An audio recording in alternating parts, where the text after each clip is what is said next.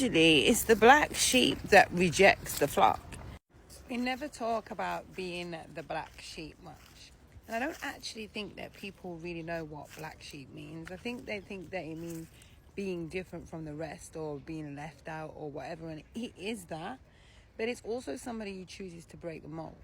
Yeah, so as I was saying, it's kind of the person that breaks the mold, separates themselves like steam does from hot water. It's still the same thing, vibrating at a different frequency, and it chooses to move differently. So who is actually happy with this blueprint that they're following?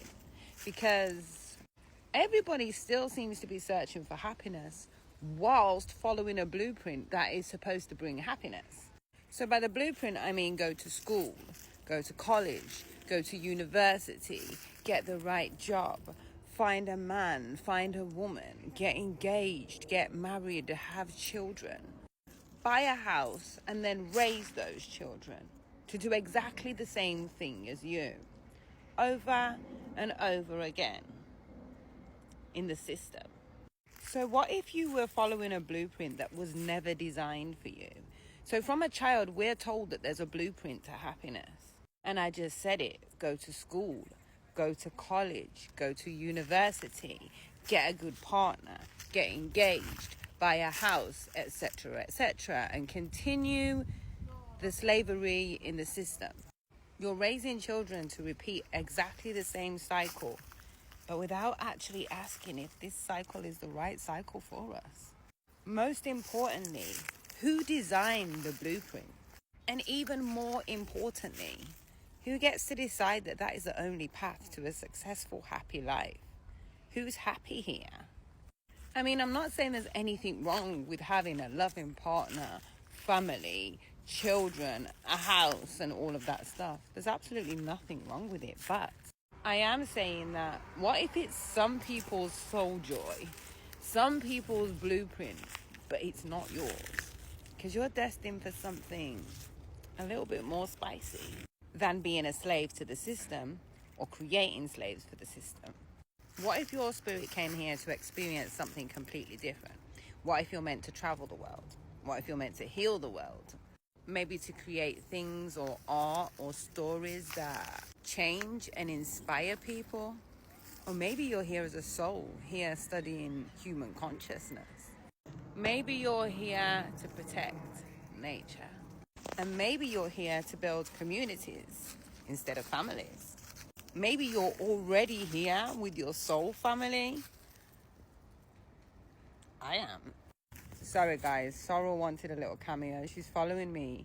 I'm actually going to go home to get her some food, you know. I didn't bring none with me.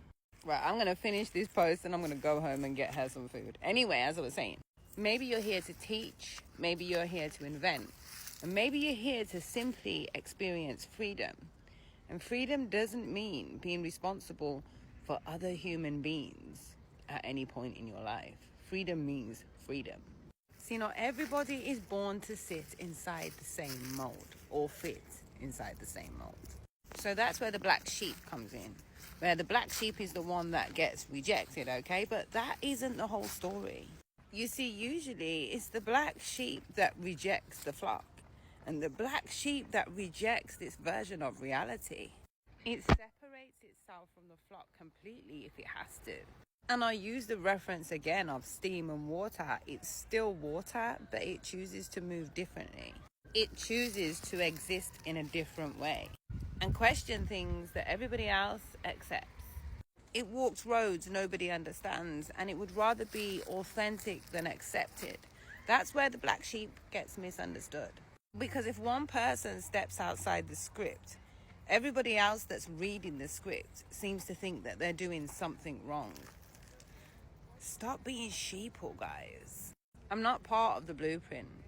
I'm not measuring my life by milestones. And definitely not milestones that somebody else created. I don't wake up every day to tick societal boxes. I ask myself, what do I want to experience today? Every rising feels like the beginning of a new life. Some days I learn, some days I create, some days I help people.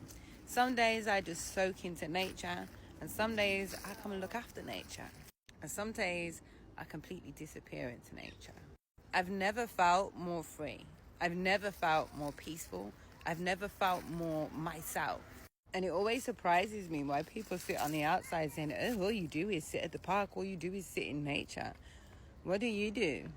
Sit in your car looking at the road through the window, watching gal, watching the flesh, or watching man. Sitting on TikTok arguing with each other about fucking who is the worst sex. Some days I simply exist without feeling guilty that I'm not constantly producing something. Maybe happiness isn't found by following somebody else's map. Maybe happiness starts the moment you stop asking how you're supposed to live. Start asking yourself what makes you truly feel alive. And as I said, I've arrived at happiness. And this is when I gave myself permission to stop following everybody else's blueprint and write my own.